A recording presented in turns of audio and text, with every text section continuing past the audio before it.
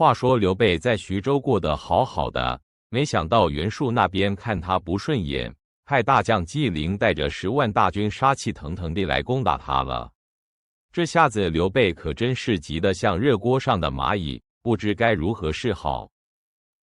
旁白：徐州城外，战鼓雷鸣，袁术大军压境。刘备：袁术来势汹汹，如何抵挡？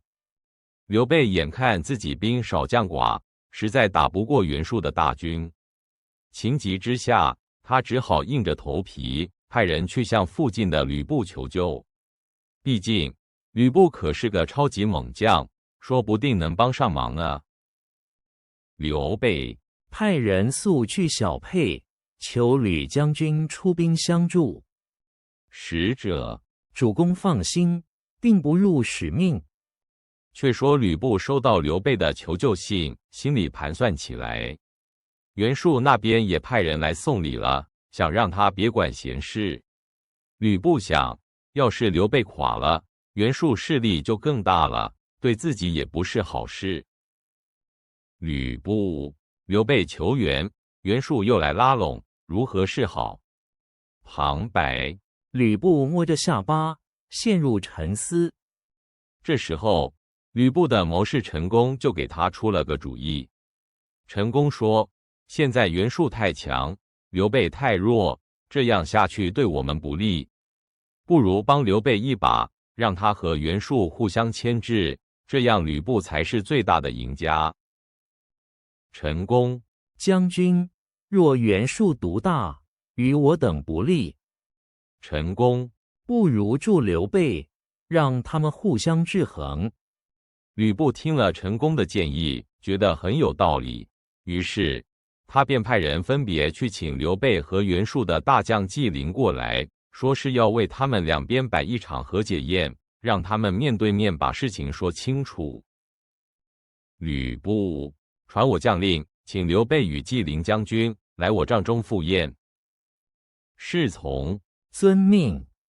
到了宴会上，刘备和纪灵虽然面对面坐着，但两个人都剑拔弩张，谁也不服谁。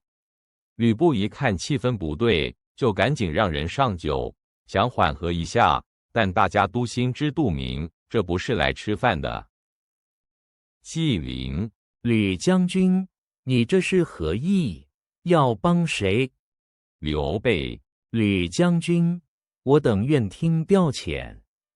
吕布看气氛越来越僵，就拍案而起，大声说：今天我吕布做个主，我来射一箭，要是能射中辕门外的方天画戟，你们就得给我停战。这话一出，所有人都惊呆了。吕布：我吕布今日做个公正，各凭天意。吕布：若我一箭中戟，你们就此罢兵。说完，吕布便让人把自己的方天画戟拿出来，插在辕门百步之外。他自己则拿起弓箭，气定神闲地准备。纪灵心里不信他能射中，刘备则心怀忐忑，只希望奇迹发生。纪灵：百步之外，箭射方天画戟，岂有此理？刘备：吕将军神射，望苍天助之。只见吕布深吸一口气，拉满弓弦，瞄准了那百步之外风中摇曳的方天画戟。他眼神锐利，动作流畅，仿佛与弓箭融为一体。在众人的屏息凝视中，箭矢如流星般划破长空。旁白：万籁俱寂，只闻弓弦震颤之声。旁白：一箭射出，直奔辕门而去。没想到那支箭竟然不偏不倚，正中方天画戟上的一个小小的小枝，当的一声清脆响亮。所有人都目瞪口呆，不敢相信眼前发生的事。吕布的神箭术简直出神入化。旁白：箭中正中画戟小枝。众人：啊，神射，天下无双。刘备看到这一幕，高兴得简直要跳起来，对吕布佩服得五体投地。而纪灵和袁术的将士们则吓得脸色煞白，根本不敢说半个不字，只好连连称赞吕布是神人。刘备，吕将军神威，备心服口服。纪灵，吕将军真乃天神下凡，纪灵佩服。吕布见状，得意的大笑一声，大手一挥，命令两边的将士立即撤兵，不许再打。纪灵哪里还敢反抗，只好灰溜溜地带着人马回去了。一场大战就这样被吕布化解了。吕布，我说的算，两边都给我撤兵，不许再打。旁白，纪灵无奈撤军，刘备松了口气。话说另一边，曹操带着大军浩浩荡荡地攻打张绣，很快就来到了宛城附近。曹操军队阵容严整，旗帜蔽日，显得非常威武。宛城内的张绣看了，心里也是七上八下。曹操，大军压境，宛城唾手可得。旁白，宛城远处，曹军战旗蔽日。张绣的谋士贾诩看到曹操势大，觉得硬拼肯定不行，他建议张绣直接投降，这样才能保住性命和基业。张绣考虑再三，也觉得贾诩说的有理，于是便开城投降了。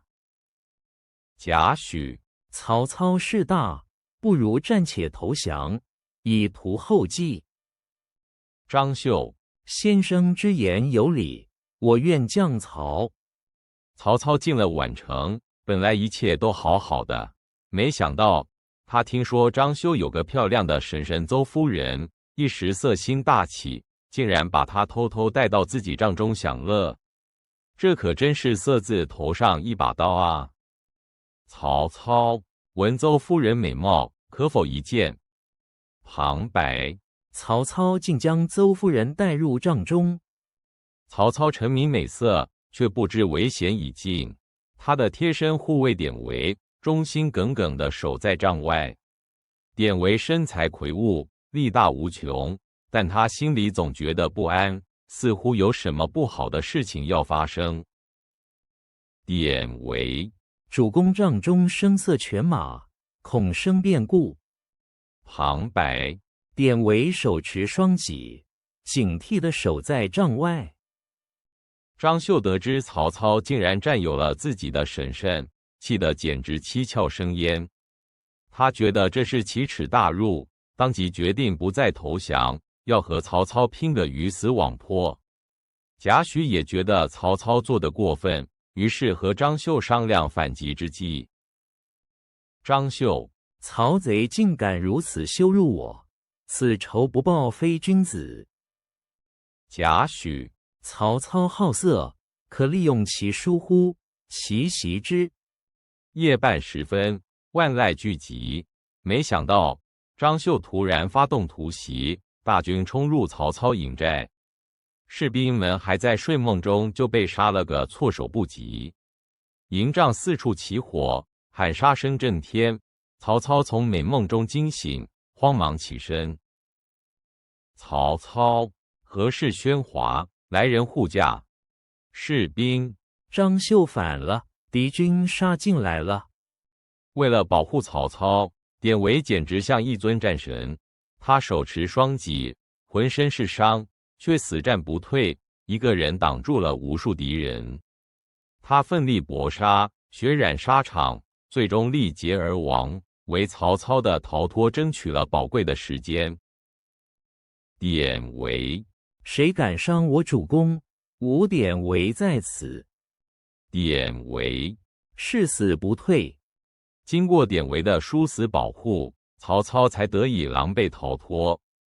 他失去了爱将典韦和长子曹昂，还有侄子曹安民，损失惨重。曹操含泪撤兵，这次宛城之败是他一生中少有的惨痛教训啊！曹操，吾儿昂儿，吾之典韦。曹操，此仇不报，誓不为人。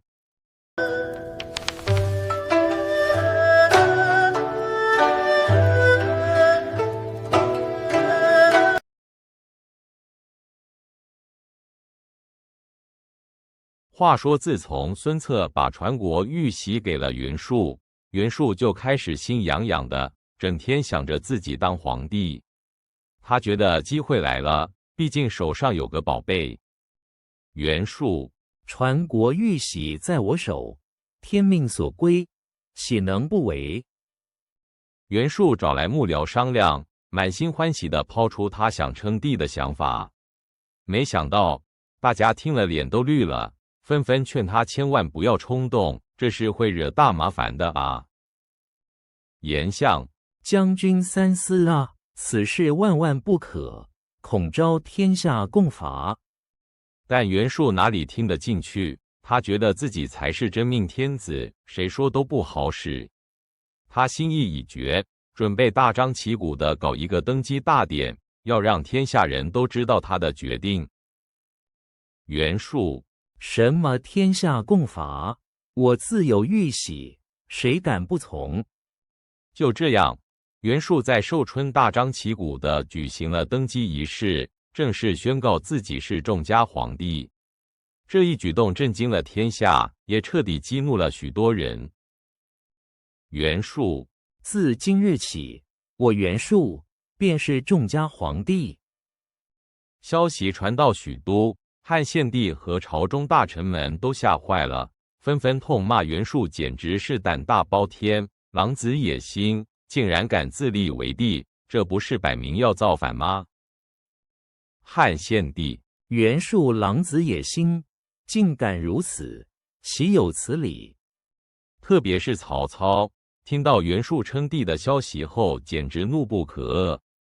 他拍案而起，觉得袁术这是在挑战天威，必须立刻讨伐他，还天下一个清白。曹操，袁术匹夫，竟敢逆天而行，吾必讨之。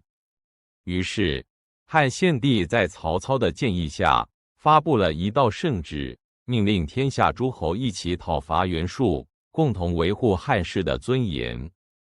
这下袁术可要麻烦了。曹操，陛下，袁术逆贼，当号令天下共讨之。曹操接到圣旨后，立刻行动起来。他派使者分别去见刘备和吕布，邀请他们一起来讨伐袁术，组成一个强大的联盟军，要让袁术知道什么叫后悔。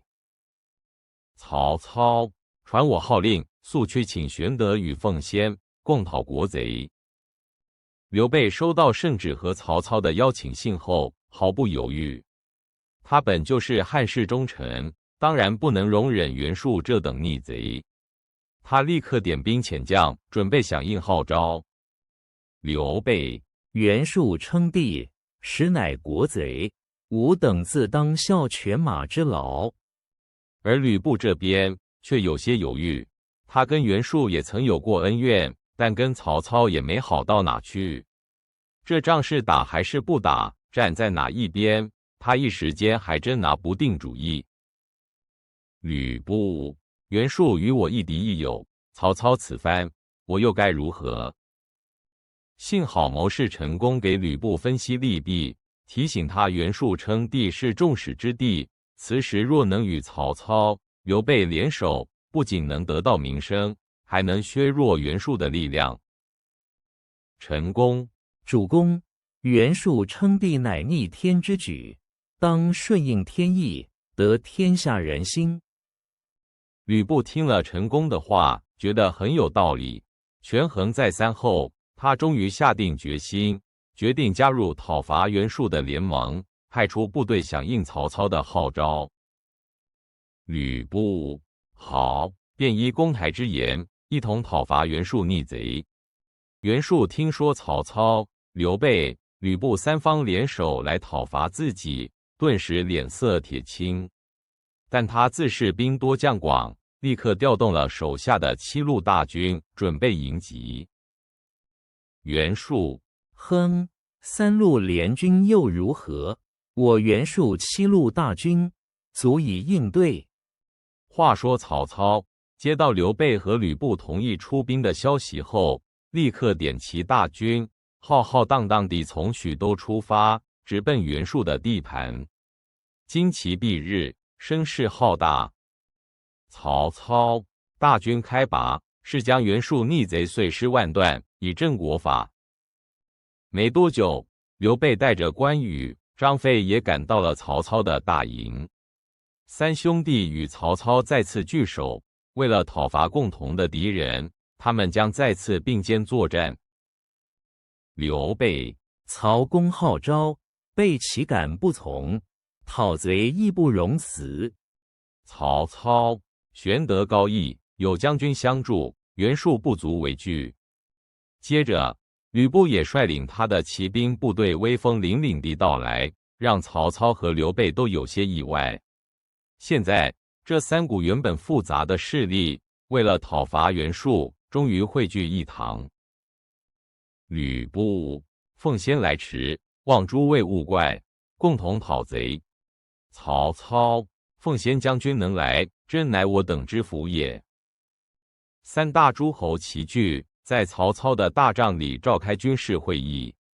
他们围着地图，讨论如何攻击袁术的7路大军，气氛严肃又充满了计谋的味道。曹操：袁术兵多将广，我等当分兵击之，如何？刘备：曹公所言极是，当以骑兵制胜。在盟军商议的同时，袁术手下的主将纪灵已经带着他的先锋部队，浩浩荡荡地开到联军阵前，准备发起第一波攻势。纪灵：曹操鼠辈，素来受死，吾等奉命讨贼。两军阵前，曹操麾下猛将许褚率先冲出，手持大刀，如猛虎下山。纪灵也毫不示弱，两人立刻展开了一场惊心动魄的单挑，刀光剑影。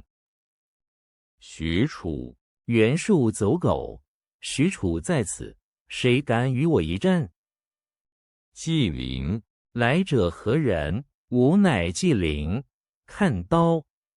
经过一番激烈的打斗，纪灵虽然勇猛，但最终还是不敌许褚的攻势，只能带着残兵败将仓皇撤退。联军取得了出战的胜利，士气大振。许褚：鼠辈休逃，看我追击，取你狗命！曹操：好一个虎痴！我军士气大振，再接再厉。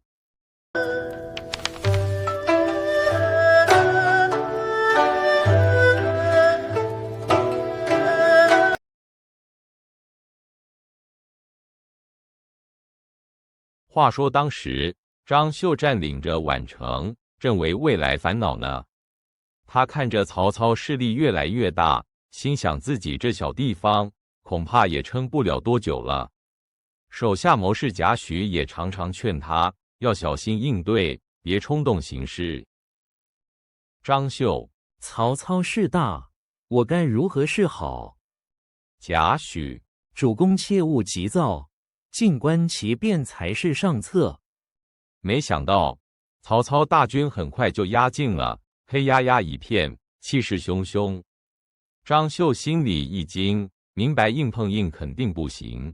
这时候，谋士贾诩又开口了，建议他不如先投降，免得生灵涂炭。贾诩：主公，不如先归降曹操，以保城中百姓。张绣：也罢，为百姓计，我愿降。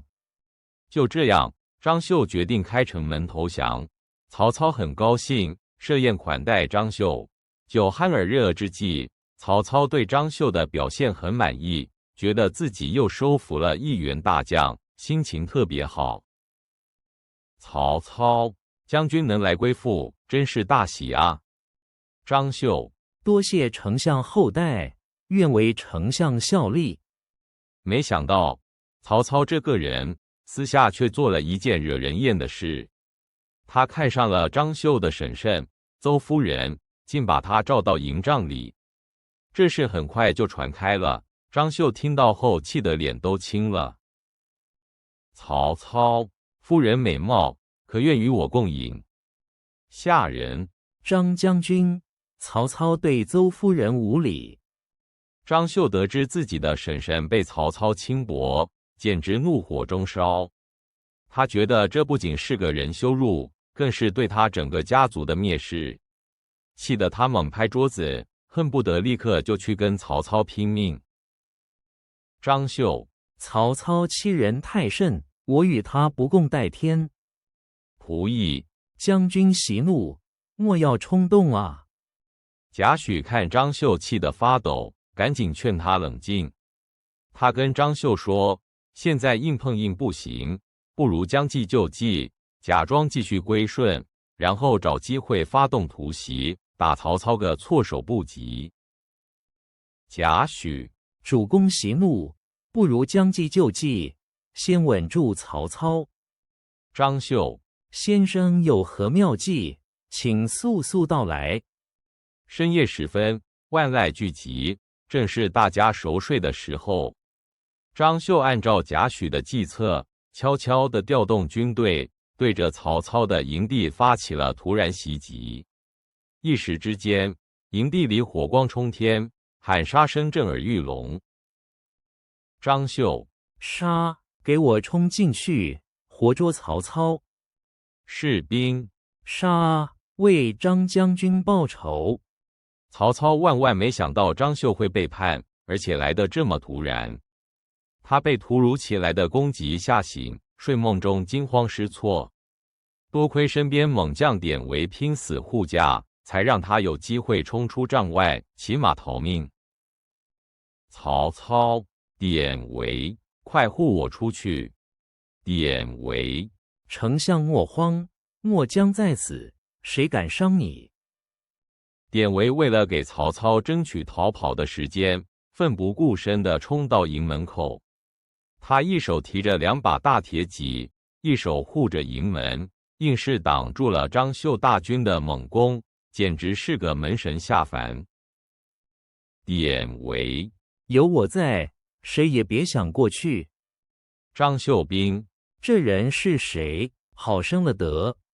可惜啊，典韦虽然神勇无敌，最终寡不敌众，他的武器被夺走，身上伤痕累累，依然拼尽最后一丝力气，吼叫着倒下。曹操的长子曹昂和侄子曹安民也在此役中牺牲，曹操痛失爱将和亲人。典韦，丞相快走，末将护不住了。曹操，典韦，无儿无侄。曹操带着残兵败将，仓皇逃离宛城。一路上，他看着身边狼狈的士兵，想到典韦的牺牲，还有曹昂和曹安民的逝去，心里又是悲痛又是愤怒，简直是这辈子从未有过的惨败。曹操，典韦，昂儿、安民，都是为我而死啊！谋士，丞相请保重，留得青山在。张绣打赢了这一仗，兴奋地想要乘胜追击，但贾诩却冷静地劝他，现在追击反而不妙。曹操虽然狼狈，但毕竟是曹操，不能掉以轻心。他建议先撤兵，等曹操喘过气来，再想办法。张绣，曹操败逃，此乃追击良机。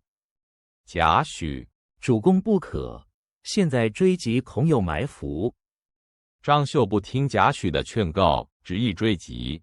果然，追到一半就中了曹操的埋伏，被杀得措手不及，损失惨重，差点连自己的命都丢了。他只好狼狈撤退，回到贾诩面前认错。张绣，先生料事如神，我悔不听劝。贾诩，无妨，知错能改，善莫大焉。贾诩看张绣吃了亏，反而笑了笑。他解释说，这就是他的计策，故意让曹操觉得有机可乘，引诱他设下埋伏。现在曹操以为自己赢了，反而会放松警惕，是反击的好时机。贾诩，主公，现在正是反击的大好时机。张绣，先生有何妙计，速速道来。果然，曹操以为自己打了胜仗，正准备班师回朝，没想到在回城的路上，张绣的伏兵突然从四面八方杀出，打得曹操军队措手不及。这下轮到曹操军队陷入混乱了。张绣，杀！别让曹操跑了！曹操兵，不好，有埋伏！曹操军队瞬间被冲散，士兵们四处逃窜。曹操骑着马在乱军中左冲右突，狼狈不堪。这场突袭来得又快又猛，让刚才还得意洋洋的曹操再次陷入了绝境。曹操，快护驾，杀出重围！随从，丞相保重，此地不宜久留。就在这混乱中，曹操手下大将夏侯惇为了掩护曹操撤退，冲入敌阵追击张绣的部将曹信。他骑马飞奔，想一箭射死曹信，为曹操扫清障碍。夏侯惇，曹信匹夫，哪里走？曹信，来得好，看剑！没想到曹信反手一剑正中夏侯惇的左眼。夏侯惇大吼一声，一把拔出剑矢，却连同眼珠子一起拔了出来。他怒目圆睁，竟把自己的眼珠子吞进肚里，然后厉声喊道：“父精母血，不可弃也。”夏侯惇，我的眼睛，父精母血，不可弃也。曹信，啊，他是个疯子！夏侯惇吃下眼珠后，发疯似的冲向曹信，一刀将他砍于马下。曹操见状，也趁着这混乱，再次侥幸逃脱。这次的宛城之战让曹操损失惨重，也尝尽了失败的苦涩。夏侯惇，还我眼睛，死来！曹操，快走，快走！最终，张绣在贾诩的智谋下，成功击退了强大的曹操，保住了自己的地盘。宛城之战不仅让曹操元气大伤，更凸显了贾诩这位毒士的足智多谋，名震天下。张绣，多亏先生妙计，我才能大胜曹操。贾诩，主公英明，莫将略尽绵薄之力耳。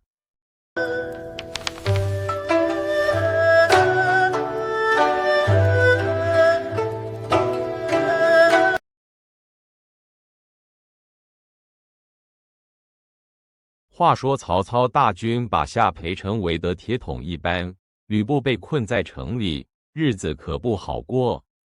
城外曹军日夜攻打，喊杀声震天，吕布手下的将士们都疲惫不堪了。城内的吕布愁眉不展，每天看着外面攻城的景象，心里烦躁得很。他的谋士陈宫看在眼里，急在心里，知道这样下去不是办法，得想个主意才行。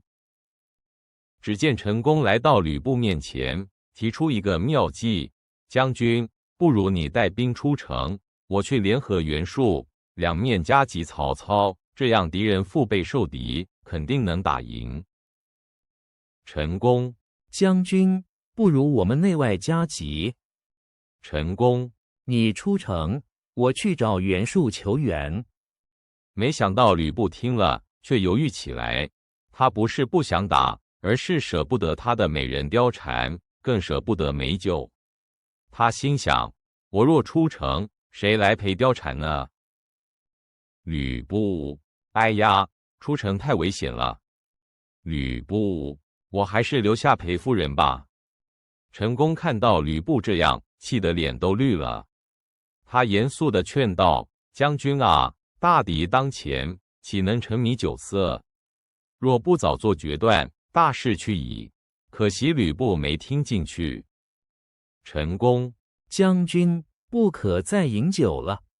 陈宫，大事为重，请将军三思。吕布却把陈宫的劝告当耳边风，反而因为部将曹豹多嘴说了一句，气不打一处来，竟然拿鞭子把曹豹狠狠抽了一顿。这下军心更乱了。曹豹将军，陈先生说的对。吕布闭嘴！你敢教训我，找打！貂蝉看吕布这样，知道不能再任性下去了。他含着泪跪在吕布面前，苦苦哀求：“将军，您是天下英雄，怎能被困在此地？请您为了我，也为了将士们，振作起来吧。”貂蝉，夫君，请您为妾身振作。貂蝉，将军是英雄，莫要自误啊！吕布看着心爱的貂蝉如此哀求，心头一软。他抱起貂蝉，郑重承诺：“夫人放心，我从今以后滴酒不沾，定要杀出重围，保你平安。”吕布，夫人放心，我吕布发誓。吕布从此滴酒不沾，识破曹操。却说曹操这边围城围了很久，久攻不下，将士们都累了。他看着下邳城，心里也犯嘀咕：这样下去，粮草撑不住，是不是该撤兵了？曹操，这吕布真是难缠啊！曹操，将士疲惫，粮草也快不足了。就在曹操犹豫的时候，他的谋士荀彧和郭嘉却不这么认为。荀彧首先进言：“主公，吕布有勇无谋，他最喜欢的水，反而能成为他的弱点。”荀彧，主公，吕布有勇无谋。荀彧，我们可以借水攻城啊。郭嘉听了，也立刻附和：“荀彧说的对，昔日项羽不善水战，吕布也差不多。我们引夷四二水灌城，吕布必然困守孤城，不攻自破。”郭嘉，对，引水淹城是妙计。郭嘉，吕布不善水战，必败无疑。曹操一听，大喜过望，立刻派人去挖开堤坝。只见滔滔大水从夷四二河奔涌而来，汹涌地灌向下邳城，城里的人都吓坏了。下邳城很快变成一片汪洋，城墙被水泡得摇摇欲坠，城里将士们士气全无，百姓们更是苦不堪言。吕布的军队在水里哪里还能作战？士兵，将军，城里都是水了。士兵，我们怎么守城啊？吕布被困在白门楼上，每天看着水淹下的城市，心急如焚。这时候，他的部将宋宪和魏续却动了歪脑筋，开始密谋背叛吕布。宋宪，吕将军气数已尽了。魏续，不如我们投降曹操。他们悄悄地行动，趁着夜色，把吕布的宝马赤兔马偷了出来，然后打开城门，直接去曹操那里投降。曹操得了赤兔马，简直是喜出望外。曹操，哈哈哈！吕布的赤兔马，曹操真是天助我也！有了宋宪和魏续带头，另一个部将侯成也坐不住了。他不仅偷了吕布的方天画戟和盔甲，也跑去曹操那里投降。这下吕布真的成了孤家寡人。侯成，吕布已是穷途末路。侯成，我献上戟甲，望曹公收留。部下接连背叛，吕布终于无路可走。他被宋宪、魏续等人合力绑了起来，押解到白门楼下，等待曹操的发落。曾经的天下第一猛将，此刻竟如此狼狈。吕布，你们这些叛徒！吕布竟敢这样对我！白门楼上，曹操端坐，刘备、关羽、张飞都站在一旁。被绑起来的吕布和同样被俘的陈宫、高顺都被带到曹操面前，场面一时肃穆。曹操，吕布，你也有今天啦！吕布，曹操，你可敢放了我？吕布看到刘备，连忙求助：“刘备啊，你忘了当初我在小沛收留你吗？今天我被绑，你可要替我说句话啊！”曹操看向刘备，想听听他的意见。吕布：“玄德兄，你可要救我啊！”刘备：“吕布待人反复无常。”刘备却对曹操说：“主公，你没看到丁原和董卓的下场吗？”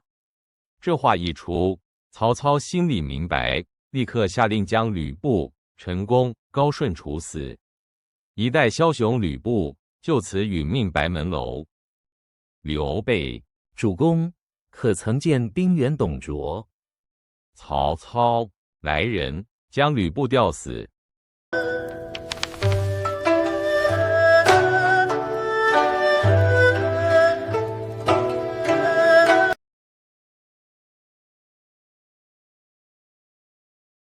话说曹操挟持天子，权力越来越大，朝中大小事都得他点头，大家都看在眼里，心里却是敢怒不敢言，就连皇帝陛下也过得很憋屈。曹操这人呀，野心勃勃，为了试探各路诸侯对他的态度，也为了炫耀自己的威风，他提议搞一场盛大的狩猎活动。地点就选在许都城外的田地。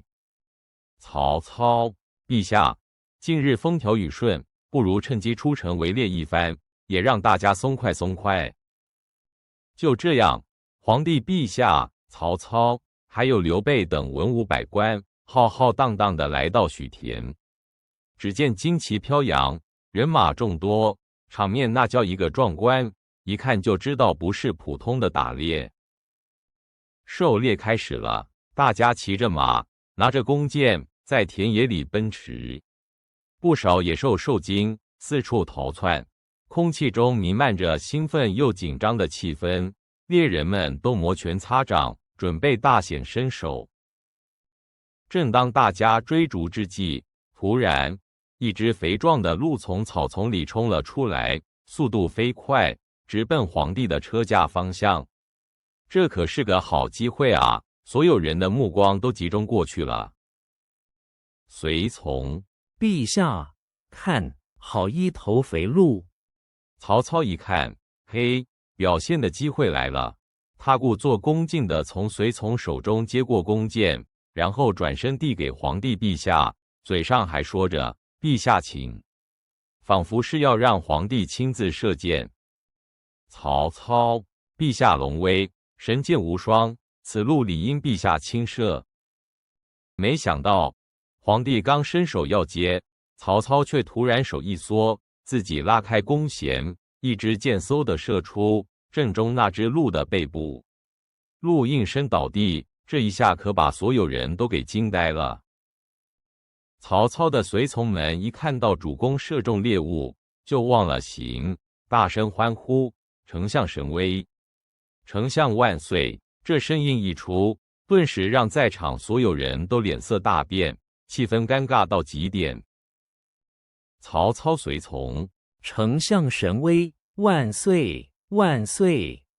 这一幕看在关羽眼里，简直是忍无可忍，他气得脸都红了，青筋暴起，差点就要策马冲出去，用他的青龙偃月刀劈了曹操这个大不敬的家伙。关羽，此贼竟敢如此大不敬，吾恨不得斩之。幸好刘备眼疾手快，一把拉住关羽的马缰绳，低声喝止了他。他知道现在还不是动手的时候，一切都要从长计议，不能冲动坏了大事。刘备：“云长，冷静，万万不可鲁莽行事，自毁前程。”皇帝陛下亲眼目睹曹操的嚣张和随从们的喧哗，脸色铁青，心头的屈辱像刀割一样。一旁的国舅董承也怒不可遏，对曹操的所作所为感到深恶痛绝。董承：“此贼竟敢如此欺主，陛下之辱，臣铭记于心。”回宫后，皇帝越想越气，却又无计可施。他看到董承也在为自己难过，便趁机咬破手指，写下一封血诏，藏在衣袋里，希望有人能为国除贼。汉献帝，此血诏望有忠义之士，能替朕除此国贼。隔天，皇帝召见董承，在两人独处的时候，皇帝偷偷将衣袋中的血诏交给了他。董承接过血诏，心头一震，知道这份沉甸甸的责任非他莫属。汉献帝，国舅，此乃朕之血诏，望卿能为大汉社稷除奸。董承回到府邸，展开血诏细读，只见上面字字泣血，句句都是皇帝的愤恨与无奈。他泪流满面，下定决心，一定要集结忠义之士，替陛下除掉曹操。董承，陛下如此蒙羞，臣岂能坐视不理？此贼不除，誓不为人。于是，董承开始秘密联络各路心怀汉室的忠义之士，马腾、刘备、王佐、吴子兰等人都被他邀请过来，大家聚在一起商量如何对付曹操。董承，诸位皆是汉室忠臣，国贼曹操欺君罔上，我等当合力诛之。刘备刚开始有点犹豫，毕竟刺杀丞相不是闹着玩的，风险太大。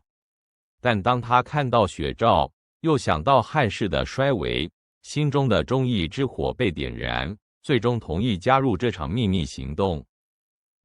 刘备为匡扶汉室，被愿赴汤蹈火，万死不辞。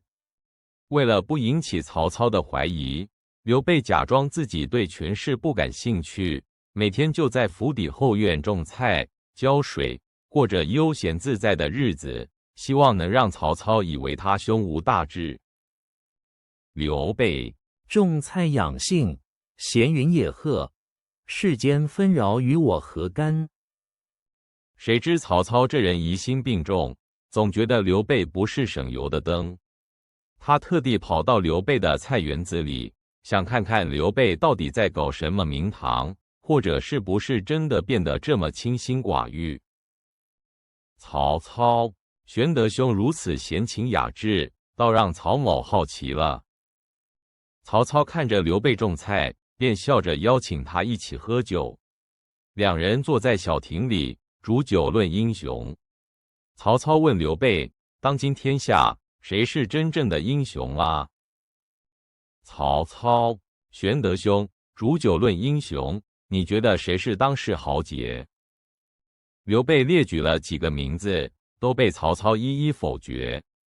最后，曹操指着自己和刘备说：“天下英雄，唯使君与操耳。”话音刚落，刘备吓得筷子都掉了，幸好一声雷鸣替他掩饰了过去。曹操：“天下英雄，唯使君与操耳。”刘备心中暗惊，呀，下煞人也。